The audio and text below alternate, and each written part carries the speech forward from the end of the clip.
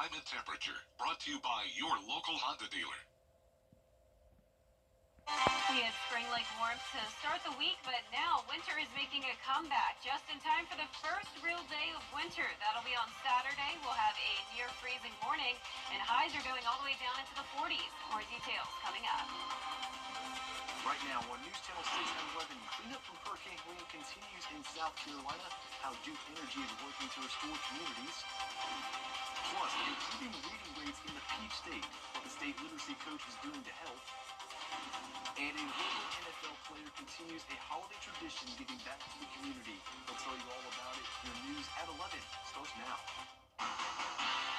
Live from Television Park, this is WJBF News Channel 6 at 11.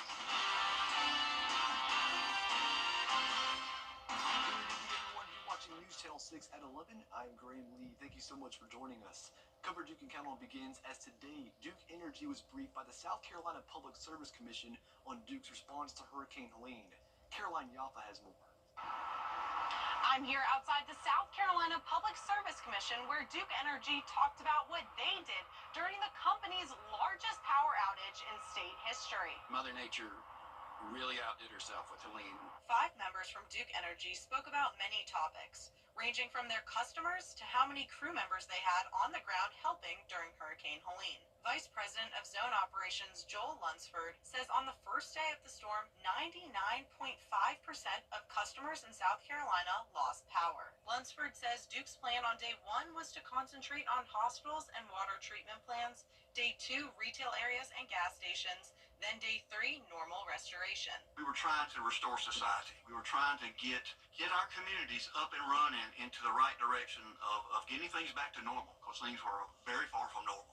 Lunsford says it's much more than dealing with power lines. It was all about logistics. Logistics will make or break you. The housing, the feeding, and moving from point A to point B, and your materials, if you can't get that figured out, the rest of it don't matter. Duke Energy spokesperson Ryan Mosier says they learned a lot during this historic storm, and it's important to share with the commission. You can get behind the scenes and show and tell from real life experiences, the experiences of those in the room who are on the ground making these restoration efforts, managing crews and managing the logistics. It just makes it more real and makes it more understandable to the people who regulate the utility. Mosier says Duke Energy has a team of meteorologists who track storms every day.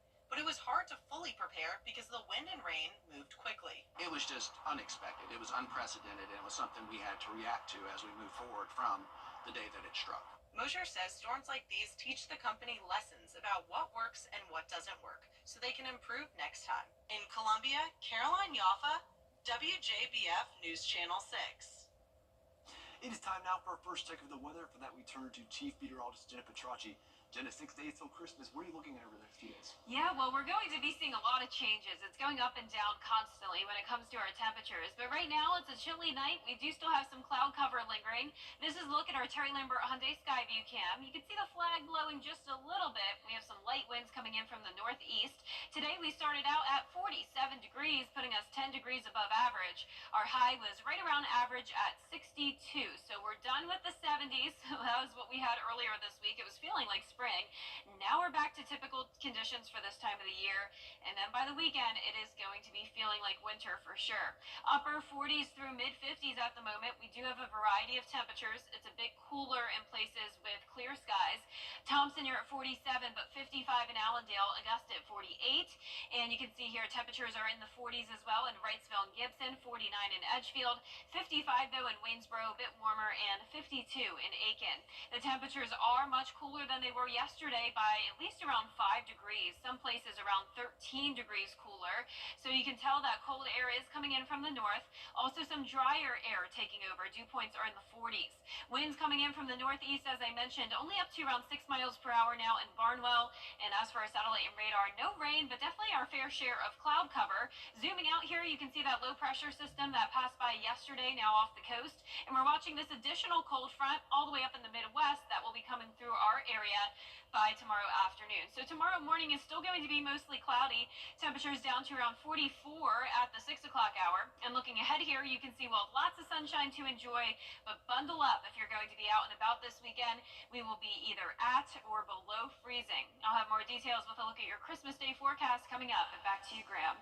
Jenna, thanks. The Georgia Council on Literacy is looking ahead to the spring semester by gearing up to help the states improve the literacy rates. The state's new literacy coach is meeting with teachers across the state to talk about ways to help Georgia students become better readers. The plan is to focus on getting more students interested in reading in grades K through 3 and get more funds to hire extra literacy coaches to train more teachers, help families in need, and students with dyslexia. New data shows more than a third of Georgia's third graders are reading below grade level. Well, one really important piece that we have implemented right now is all of our K through 3 teachers are screening their students. And what screening means is that they're really looking at how are the students performing when it comes to reading and what areas do they need support in. So our teachers have all been trained not just in the right education of how to teach reading, but also in looking at their student data and really being able to zero in and support students that need help.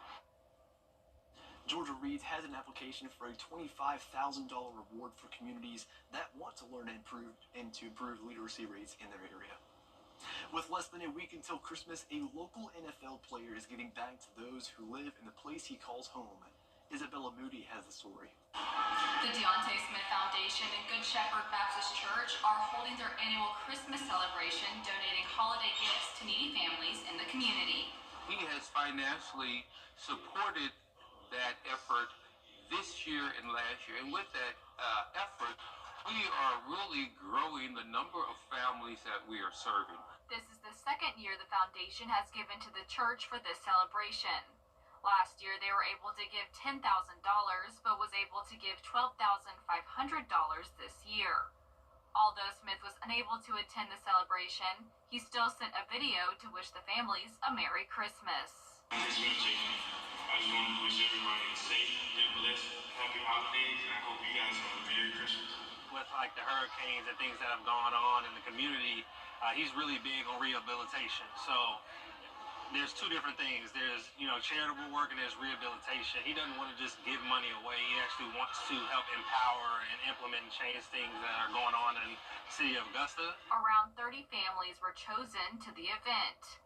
One attendee has been coming to this event and is appreciative of everything the church has done for her grandchildren. I'm just glad that the church have a program where the young folks can come and feel safe. A parent I spoke to is thankful her kids have a place to feel safe and an event to bring joy to their family during the season.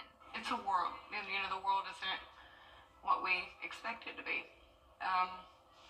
So this is a place for kids to come and feel safe and open and free from all the outside stuff in the world. Organizers hope to expand this in the coming years and to continue to give back to families during this time. In Augusta, Isabella Moody, WJBF News Channel 6. The FBI is doing everything they can to bring local students a magical holiday. Castle Pines Mobile Home Park was one of the hardest hit areas impacted by Hurricane Helene, some losing all they had. The children attend Gracewood Elementary, and today the FBI and City of Augusta made sure those students will have something to open on Christmas Day. Toys of all kinds were handed out. I get to watch these smiles and see the look on these young people's faces and know that we're in some small way just giving back to the community because we live here. I mean, this is our home too. I understand how devastating that storm was, and if we can just put a smile on a young person's face or make it a little easier for the parents. Officials say community outreach is a big deal to the FBI. They reached out to Mayor Garnett Johnson to give back to those in need as well. Families from one of Augusta's oldest neighborhoods also gathered to celebrate the holiday. Longtime family and friends of the Sandhills community gathered for a traditional Christmas dinner. Sandhills was established in 1874 and formerly known as the Elizabethtown Historic District. The area has been home to many generations of families. This dinner was an opportunity for families to gather and celebrate the area's rich legacy and the bonds that have been formed over the years. Community leaders also showed up to provide their support in the community. Food, desserts, raffles, and lots of gifts and smiles. The spirit of Christmas also coming to life today for many children in the need in the Garden City. More than 1,300 children from more than 500 local families will receive Christmas gifts through the Salvation Army's 45th annual Angel Tree program. This year, the organization served about 300 more families than last year because of the hurricane. It's all thanks to generous donors from the community. What I say so often is this ministry of dignity and helping people who may not be able to do things that some of us might take for granted that we can provide. This very generous community steps up and donates just amazingly well. For more information on the Angel Tree program or how you can support the Salvation Army, you can head over to WJBF.com. Coming up next, bringing Christmas joy to patients at Wellstar MCG. What one man is doing to bring smiles when we continue. And mostly cloudy skies for us tonight, but clearing conditions tomorrow as we start to cool down. We'll be near freezing on Saturday morning, but then warming up just in time for the big holiday. Your full Viper 6 forecast when we return.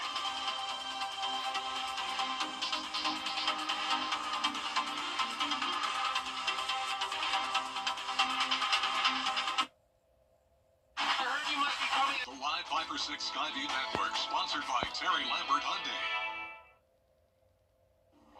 Now, your most accurate forecast with WJBF Live Viper 6. Welcome back. Here's a look at a snowy view on our Terry Lambert Hyundai Skyview cam. This is all the way up in Green Bay, Wisconsin. Cold up there for sure. Arctic air coming in from Canada. Snow showers from Minneapolis all the way over towards Buffalo, New York, all across the Great Lakes region with low pressure right across Chicago. Now, this cold front's going to swing through the eastern half of the United States tomorrow, including Augusta. So the cold front will bring us breezy condition followed by cold air as we head into the weekend. But right now our temperatures are definitely chilly, but still not as cold as they will be in just around 2 days from now. 45 in Washington, 44 in Sandersville, 50s out towards our eastern counties. Aiken, you're at 52, 55 in Barnwell, 54 in Bamberg. Tomorrow morning when you're headed out the door, we'll be at around 46 degrees, still mostly cloudy, climbing to around the 60-degree mark in the afternoon. 2 days away until the winter solstice, and the temperatures are going to be reflecting that. Saturday morning we'll have around 20s in some places and 30s down in our southern line counties. And on top of that, it's going to be a bit breezy along that cold front passage. Gusts mostly up to around 20 to 25 miles per hour. Can't rule out a isolated higher wind gust than that, but no wind alerts in effect at this time. As we go throughout Saturday morning, the winds will be lighter, but still up to around 16 miles per hour, and that will make it feel even colder than it's already going to be at. So 31 will be your actual low temperature Saturday morning. Wind chill could make it feel like it's in the 20s. 53 is your high on Saturday afternoon. Sunny skies, no chance of rain. 49 will be the high on Sunday. So notice it's a brief cold snap for around 4 days. Then we climb back to around average next Wednesday and Thursday, and that will happen to be Christmas. So just 6 days away until the big holiday. 62 for your Christmas Day forecast, 40 in the morning, so back to above freezing. And it does look like there's a pretty good chance it'll be cloudy and maybe a few showers around. So let's talk about that Christmas Day forecast. Christmas Eve at noon, you can see it's going to be dry, but we will have some cloud cover, possibly a few spotty showers into Christmas Eve night. Then it looks like there's a pretty good chance that Christmas morning could be dry, but still cloudy. But also keep in mind, as I mentioned, Christmas is 6 days away, so things could certainly change, and we'll keep you posted on that. But in the meantime, models are consistently bringing in the rain later on in the evening. So this is 10 o'clock Christmas Eve night. Really won't put too much of a damper on your plans, it looks like, but definitely stay with us. The WJBF weather team will keep you updated each day as we get closer towards Christmas. Lows tonight will be in the low to mid 40s, and our highs tomorrow will be in the upper 50s to low 60s, so just a little bit cooler than it was today. Beautiful sunshine over the weekend, so great for any outdoor plans you may have leading up to the holiday, but definitely bundle up if you're going to be out and about. Christmas overall very nice and mild, and then as we go into the last few days of December, still some pretty mild temperatures with some slight chances of rain. Yeah, not too bad of a forecast overall. Kind of bounces back and forth, but expected this time of year, they call it the most wonderful time of the year. Yes, and I think everyone can appreciate around 60 degrees, very middle of the road temperature-wise. Absolutely. Well, speaking of the most wonderful time of the year, the spirit of giving means a little more this holiday season for one local man. He helps raise awareness on cancer through a unique gift. Randy Barr's inspiration behind his Cardinal and Angel-themed Christmas ornaments is his late wife, Linda Bars, who passed away last year due to brain cancer. You see the picture of her right there? This is the second year Bars handcrafts 300 ornaments, each carrying a bell symbolizing the completion of a patient's chemotherapy treatment, something he says his wife, Linda, never got to do. While we were going through the different treatments and going to the different centers and everything, we would see individuals get off the bus and go to get cancer treatments, and we would wonder, where's their family, where's someone that could be with them, and they would be walking in by themselves, and that just bothered me to no end. So the ornaments are to tell everyone you're not alone, to encourage you. I want you to ring that bell, I want you to complete your treatments and walk out of here and take that bell with you. And patients will receive their ornaments and coloring books on Christmas morning. Still ahead, President-elect Trump is now taking credit for killing the bill that would have funded the government. We'll have those details and President Trump continues. But first, the winning numbers for tonight's South Carolina lottery are pick 3, 4, 0, 9, and the pick 4 winning numbers 6, 7, 8, 0, Marble 5.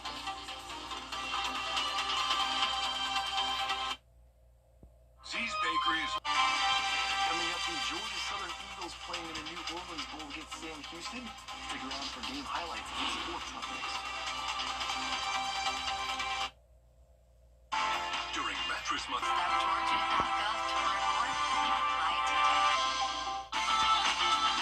up this week on The Dish, join me for my final show on WJBF. We'll do all my favorite things, plus announce a big giveaway and sing along to some tunes. Join me this Friday on The Dish at 12:30.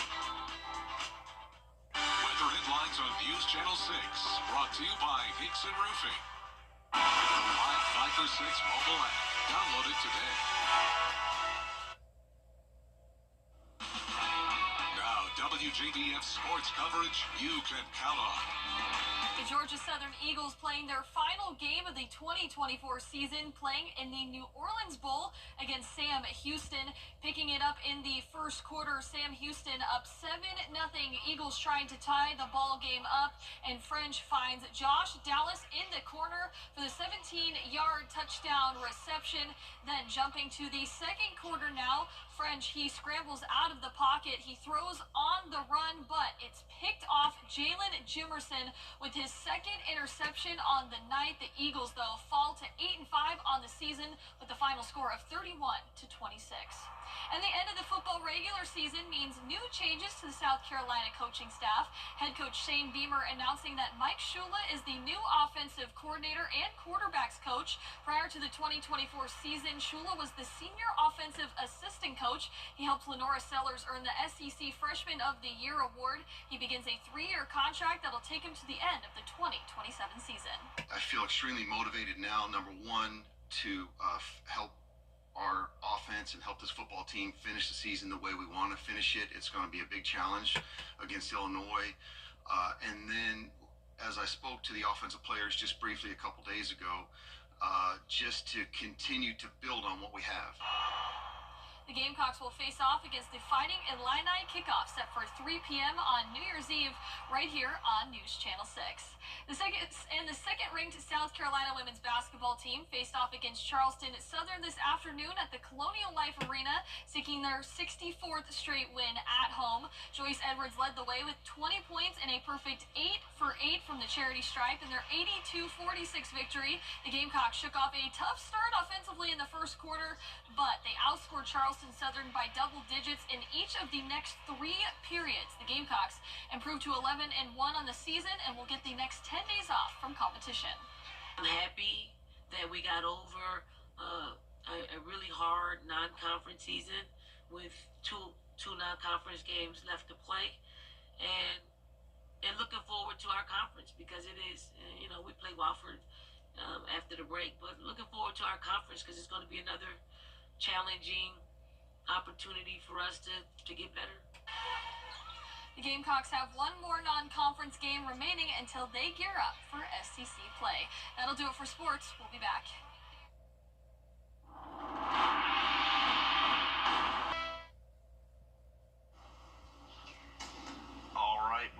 find yourself taking your vacation in the spring, you won't be alone. That's because American...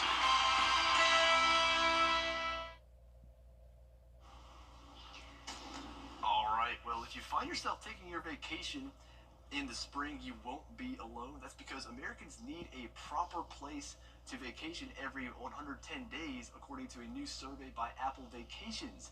It asked 2,000 Americans when they'll need break in the new year. 56% said they'll need a vacation by the 4th week of April. The next break would be in the late summer around August 8th. How about so that? specific. It's very specific. Yeah. For me, I just like to have like a Friday off every now and then. I mean, we're in the middle of vacation season right now, 6 days till We're Christmas. getting there. All three of us will have some time soon. That's our report for now. Thank you for watching, and be sure to download our app for more breaking news and weather. Our next news is at 4:30 a.m. with Mary Morrison and Barkley Bishop. Have a good night.